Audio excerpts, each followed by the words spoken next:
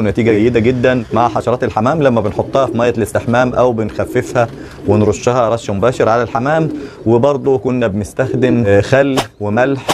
في ناس اعترضت على الطريقة وفي ناس لها تركيبات تانية من الأعشاب وهكذا، لكن المرة دي بقالي فترة يعني من حوالي كام شهر كده استخدمت شيء جديد. المبيد الحشري اللي استخدمناه المرة دي عبارة عن ايه؟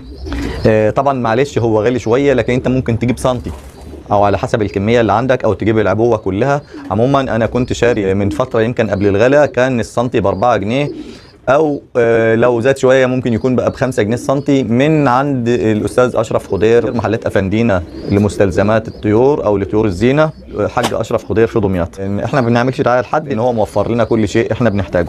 طيب هنخش على اسم المبيد الحشري اللي معانا، اسمه سيباسيل، اسمه فوكسيم. هسيب لك دلوقتي الصورتين، فوكسيم او سيباسيل اللي هو موجود هنا.